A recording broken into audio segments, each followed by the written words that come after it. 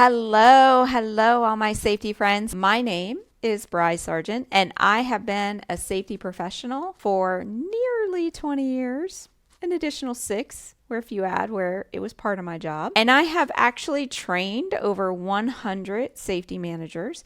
So my passion is getting management commitment, building safety culture, and the psychology of safety. So today is about the William Fine method for hazard assessment and mitigation. That's FINE, F-I-N-E. First off, what I want to talk about is my approach to safety. I'm not a real big person on using fancy tools and really complex calculations. They have their place. So they're really good to know. They're really good to know when to use. And that's basically what this question was when would you use or give examples of when to use the William Fine method. But I don't want to talk about that without actually telling you what the method is. But I'm not the type of person where I have, the regulation book memorized in my head. I believe that safety should be like a combination. Like you should be a partner with the operations team, and you should not be fighting operations, and you shouldn't be throwing regulations in their face. It should be more like, it doesn't seem right. Let me look it up. Let me do some research, and then come back to them with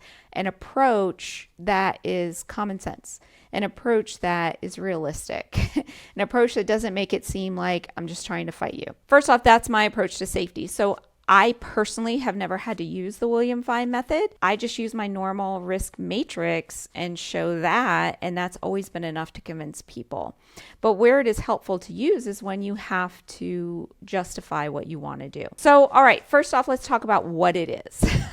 The William Fine method is actually a way of doing a hazard assessment, and it's very systematic and it's very organized, and it uses a complex calculation in order to do the assessment. So you have to have access to their tables, and you can find these online. If you do a search for the William Fine method, you can actually find the calculation tables online. So it's not that hard, and the math is pretty simple. It just takes time. So you're already doing a risk matrix, and then you have to do an additional calculation on top of that.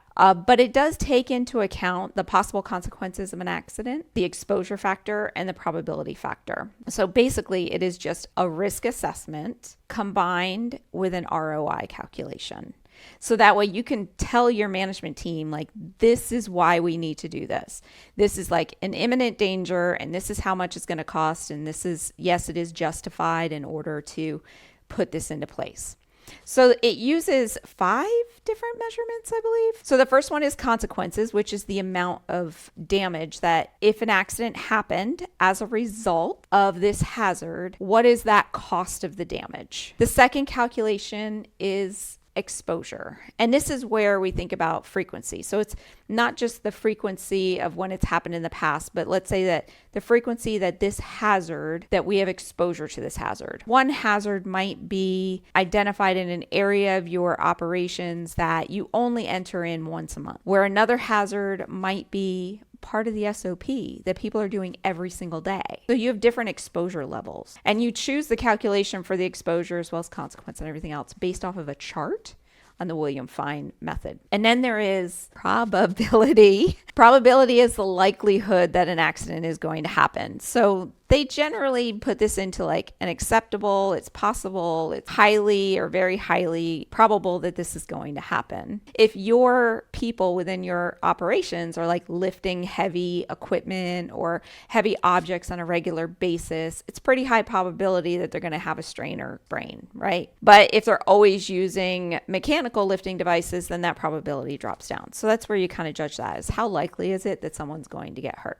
The next one, and this is where you get into a little bit more detail with this method, is that you have to have the cost factor, which is how much is it going to cost us to mitigate this hazard, and the degree of correction, meaning are we really going to eliminate it, right? Because if you don't eliminate it completely, then the injury or accident can still happen. As long as our drivers are on the road, there's always the risk of them getting into a motor vehicle accident.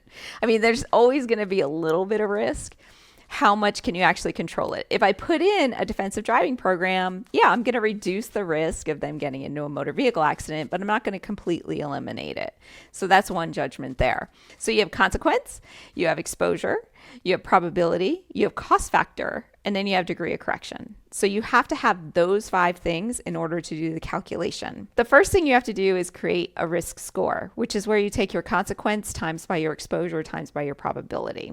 And that gives you a risk score. And now you're going to divide that risk score by your cost factor times by your degree of correction. And then that comes up with the William Fine number. And then you compare that to the chart saying, hey, our risk score says that we definitely need to fix this immediately.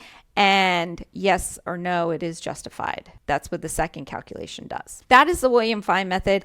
I will tell you, when I did some research on this, I did find 2 different research studies, scientific studies, where they examined this method compared to other ones, and they found it to be extremely effective, although complex. They compared it to the National Institute of Safety and Hygiene method of risk assessment. They didn't say it was bad. They said, it's kind of like equal. They come out with the same thing, but the William Fine method ends up being a little bit more complex. So back to our question. So what our reader asked was, can I give examples of when you would use this method? I would use this method whenever you're determining whether or not to fix a hazard. So let's say that you're in your facility or you're in your operations and you see a hazard that you believe needs to be fixed. The operations team says, no, it doesn't need to be fixed. You can't convince them of such. You can then actually do this hazard assessment to kind of make that determination. And I've actually been the opposite as well. I've actually looked at a hazard going, it's not very much exposure. Should we really fix it? This would probably be helpful then. So having these tools is definitely helpful. Another reason why I would use it is to look at different methods of fixing the problem. So going back to our strain and sprain example, let's say that there were multiple ways that people could learn back injury prevention. I know that there's like 100 different programs out there. They all have different costs and different things involved in them. So you might look at different ones and compare them. What kinds of strains and sprains are they going to reduce or things like that. So you can actually compare to resolving a hazard to see which one's better. So I would say that those would be the 2 times that I would probably use the William Fine method. Personally, I just do a simple risk matrix, right? Where you have frequency on the top line, you have severity on the horizontal, and you multiply. And then you rank everything by the risk. When you do a risk matrix at a lot of facilities, you never get to the green stuff anyway. You're always in the red and in the orange or yellow, whatever color it happens to be. So you're always working there anyway. There's just never enough time to get to the green stuff until you're like way up on like world-class level safety program. I try to keep it simple. That's just my method. And once you get into more complex, then everyone you're trying to sell it to has to understand that too. So I just try to keep things simple. But I will tell you that the William Fine method is amazing. I mean, it is scientifically proven. It will help you get buy-in. So if you're working with a management team that is maybe pushing back, you can say, hey, this is a scientific method. This is where I did it. These are the numbers that I got. They can look at the charts and agree with all the numbers. It'll help you get that buy-in. That is it for today, my safety friends. I will try to hop on here next week. And in the meantime, you have a safe day.